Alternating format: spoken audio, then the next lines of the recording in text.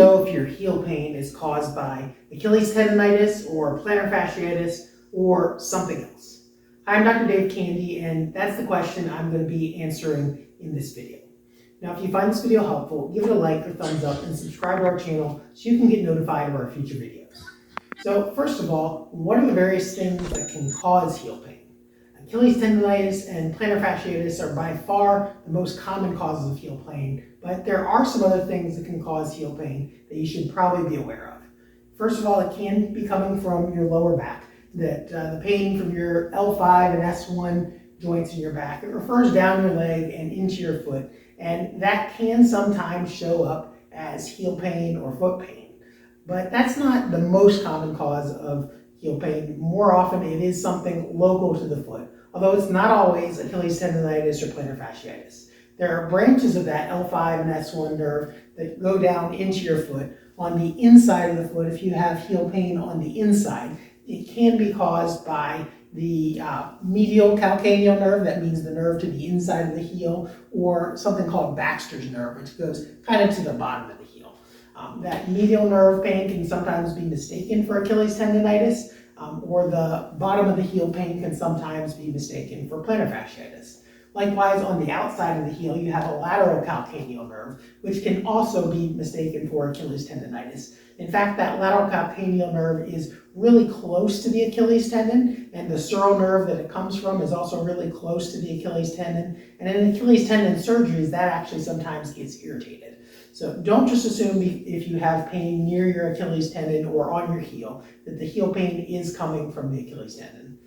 Now, there are actually two types of Achilles tendon pain. There's a mid-substance pain, which comes from the actual tendon part of the Achilles tendon, or the Achilles heel pain or insertional Achilles tendonitis or Achilles tendinopathy. And we'll get to the difference of what the difference between those two names is.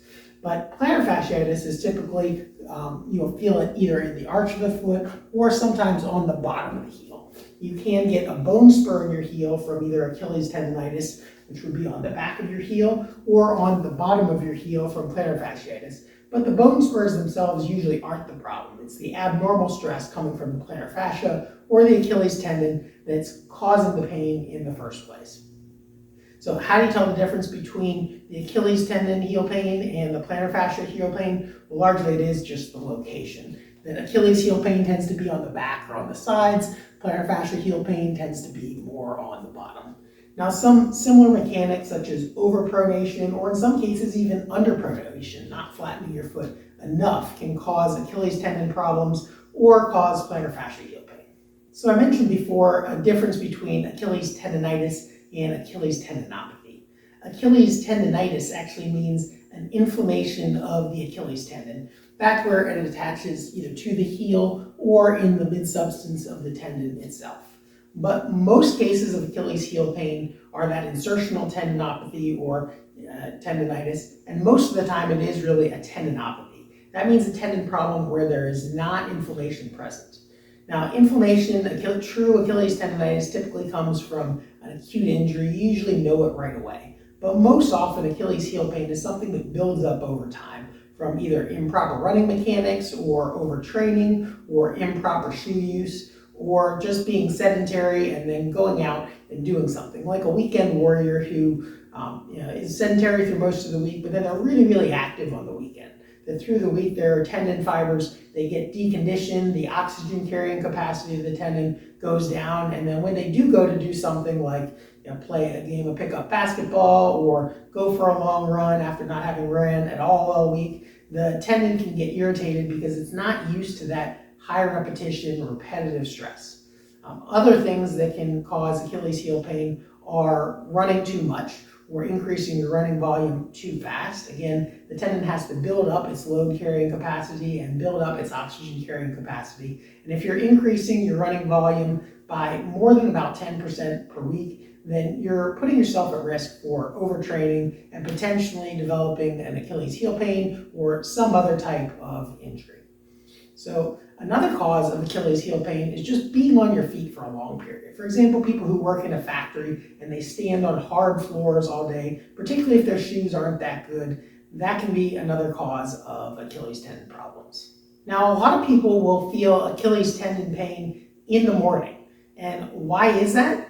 Well, it's because you've been sleeping all night with your feet. Usually, if you're laying on your back, the sheets are pushing your feet down, or even if you're a side sleeper, you usually don't have your feet at 90 degrees. They're usually pointed down a little bit. So your calf muscles and your Achilles tendon get stiff overnight. And then when you step down on the floor first thing in the morning, it causes that tendon fiber to get stretched rapidly when the calf muscles and the tendon aren't quite flexible yet. And so it can cause Achilles tendon pain. That's usually not a primary cause, but if you already have a problem, that may be a time when it bothers you as well. That's also very common with plantar fascia or plantar heel pain, that the first step in the morning is a classic sign of plantar fasciitis. And again, that's heel pain or arch pain on the bottom of your foot. And I've got a whole other video about the plantar fasciitis heel pain in the morning that you can refer to if you need more information about that. Now, walking is another time when people have Achilles tendon pain, particularly if you're doing long walking or you're not used to walking very much and you go on vacation, you do a lot of walking on the beach, or you go for a long hike and you're not used to doing it. So if you're either overpronating when you're walking, meaning doing too much flattening of your foot, or if you're underpronating, meaning your foot's kind of staying in a high arch position, either of those can cause Achilles tendon pain. That your Achilles tendon is designed to load up and down. It's a really thick tendon, really, really strong to straight up and down forces. But forces that go sideways across the tendon fibers that go like that, those are called shear forces. And the tendon is not well suited to shear forces. So if you're either overpronating and going too much like that, or underpronating and going too much like that, that puts shear force on the tendon. Additionally, if you're underpronating, if you don't absorb shock well enough by allowing your foot to flatten a little bit, it transmits increased forces up through the Achilles tendon. Additionally, if you don't have good flexibility in your ankle joint, that transfers more stress onto the Achilles tendon. Or if you don't have good flexibility in your calves from the upper side, all of that load comes down and attaches into the heel. And so there's a lot of force that gets transferred back and forth from the foot to the calf and the calf to the foot through the Achilles tendon. And that's why it's sometimes called someone's Achilles heel, because it is a point of weakness, kind of referencing back to the mythical character Achilles, who was dipped in the river Styx to give him strength and immortality, but his mother had to hold on to him by his heel. And that was an area that he was left vulnerable. Likewise, that area in the Achilles tendon is an area where you can be left vulnerable for injury if things aren't working properly. So what's the treatment for Achilles heel pain? Well, largely, like I said before, you need to have enough flexibility in your calves as well as in your ankle joint. And there are some stretches and things that you can do on your own for that, but there are a few caveats, because usually in an Achilles tendon problem or an Achilles tendinopathy problem, the Achilles tendon is actually a little bit overstretched. And it gives you a conundrum because your calf muscles are stiff and tight, but at the same time, the Achilles tendon is overstretched. And so if you're really, really stretching your calf muscles hard, stretching really hard like that, you can actually overstretch the Achilles tendon and make the problem a little bit worse. So you have to find ways to stretch the calf muscles without overstretching the Achilles tendon. I've got a whole other video on how to do calf stretches properly so that you don't overstretch the Achilles tendon and you keep your foot in a nice neutral position. I'll refer you to that for more information on calf stretching. Now, one of the most common treatments and one of the most well-researched treatments for Achilles tendinopathy is actually doing heel raises, and particularly what are called eccentric heel raises, where you go up on two legs and then you lower on one leg. Lowering while exerting force is called eccentric exercise. And that's something that's been well-researched and well-shown to help Achilles heel pain. Now, the traditional protocol was 3 sets of 15, both with your knees straight, as well as doing them with your knees bent like that, for 3 sets of 15 twice per day. That's 180 total reps per day. And that's a lot of repetitions, particularly if your Achilles tendon is already sore. So they've done some newer research where they've compared just doing it as tolerated, doing it as many reps as you can without further aggravating the problem. And that actually works just as well as the standard 180 reps per day, or Alfredson protocol, as it's called.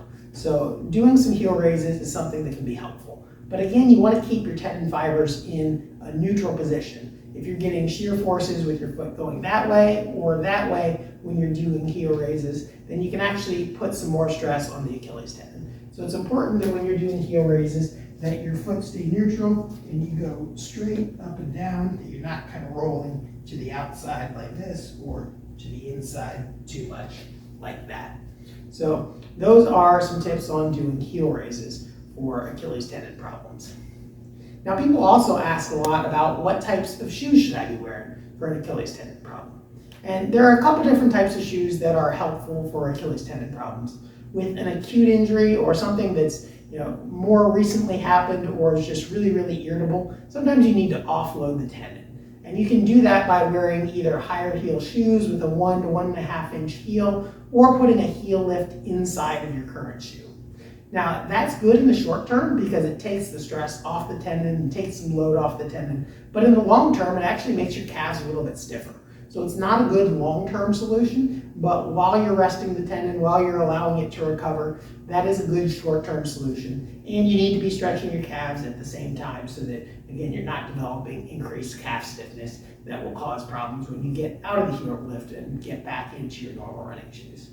Now, rocker bottom shoes can also be helpful, the ones that have kind of like a dome on the bottom, because that decreases the load force. That dome shape helps artificially mimic the shock absorption of your foot, that as you go from dorsiflex with toe up position to plantar flex with toe down position and vice versa. So it helps absorb some shock, and that can decrease the load that you're getting through your Achilles tendon. So that's another good type of shoe for an Achilles tendon problem.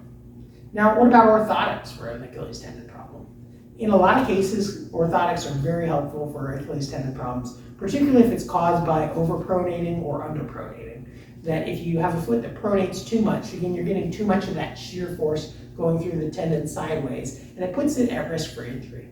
Likewise, if you don't pronate enough, if you underpronate, that type of foot is really stiff and it doesn't absorb shock well, and it can send more shock into your Achilles tendon or further up the chain into your hips or your knees or your back. So orthotics are a very good treatment for Achilles tendon problems. For some people, an off-the-shelf orthotic works just fine. If you've got a little bit more of an unusual shaped foot or you severely overpronate, then in that case you might be better off with a custom orthotic. And if you do need a custom orthotic and you're in St. Louis, just contact us at More for Life and we'd be happy to help you out with that. Now, long term, what's the best treatment to fix Achilles tendon problems for good and keep them from coming back? Well, again, it goes back to those initial causes that we talked about. Fixing the running mechanics, having the correct training volume, not progressing too quickly, and wearing the correct shoe wear.